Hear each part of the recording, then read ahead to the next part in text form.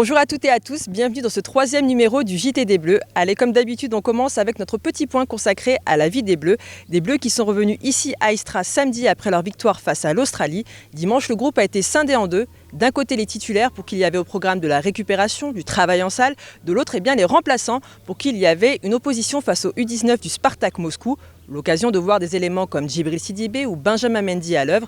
Des éléments autour desquels il y a des incertitudes, des interrogations au niveau de leur état de forme.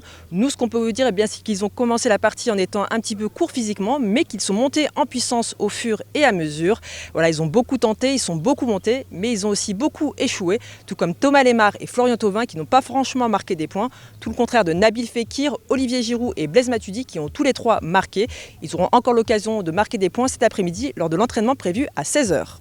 On reste avec Olivier Giroud et Blaise Matuidi pour notre deuxième partie. Tous les deux samedis ont débuté sur le banc. En conférence de presse, Blaise Matuidi a indiqué qu'il était un peu déçu, frustré, mais qu'il avait accepté les choix du sélectionneur. Il a précisé que c'était la même chose pour Olivier Giroud, dont il a loué l'état d'esprit. On l'écoute. Oui, Olive, on sait que c'est un joueur important pour le groupe et bien sûr qui, comme tous les gens qui ne débutent pas, il peut être déçu de ne pas avoir débuté, mais après le plus important c'est qu'une fois qu'il rentre sur le terrain, il est à fond avec l'équipe et il donne l'envie justement d'obtenir des résultats et c'est ce qu'il a fait et c'est ce comportement-là que l'on doit avoir tous et c'est un exemple pour nous et à nous de faire de même, on va dire, et tout le groupe, parce que justement, comme je l'ai dit, c'est le groupe qui l'emporte. Bien sûr, c'est une somme d'individualité, mais le collectif prime surtout. Quoi qu'il en soit, les choix du sélectionneur n'ont pas payé puisque Tolisso et le trio offensif n'ont pas forcément brillé face aux Australiens. De leur côté, Blaise Matuidi et Olivier Giroud ont fait de bonnes entrées. Didier Deschamps a expliqué qu'il avait été très satisfait de leur entrée. De quoi peut-être le pousser à remanier son 11 face au Pérou. On attend peut-être Olivier Giroud titulaire.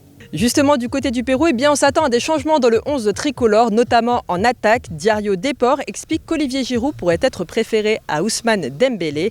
Quoi qu'il en soit, le 11 titulaire tricolore aura fort à faire face à une équipe du Pérou qui est revancharde. Dans la República, Ricardo Gareca a dit que son équipe avait l'habitude de répondre après une défaite et surtout qu'elle aurait la tête froide pour faire au moins un match nul face à l'équipe de France. Et pour cela, il pourra compter sur Paulo Guerreiro, remplaçant face au Danemark. Il a marqué hier un amical. Il est très en forme.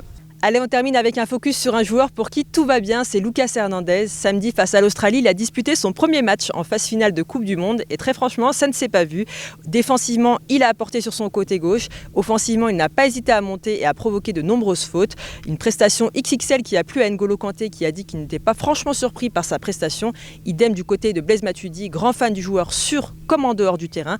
Un élément qui a déjà fait oublier Benjamin Mendy. D'ailleurs, il compte bien rester numéro 1 comme il l'a expliqué. Je suis un joueur très, très compétiteur, lequel il ne va jamais rien lâcher. Et voilà, même si Benjamin il départ comme numéro 1 dans ce poste, je vais essayer de tout donner pour avoir mon poste. Je vais lutter à l'entraînement, dans les matchs amicaux qu'on a eu. J'ai essayé de tout donner pour que le coach voie que s'il a besoin de compter sur moi, qu'il peut compter sur moi. Là, il a compté sur moi sur le premier match et s'il continue à compter sur moi, je vais toujours répondre présent.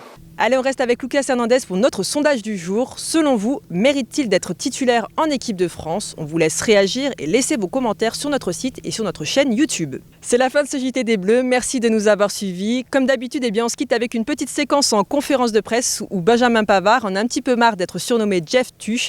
À bientôt sur Foot Mercato.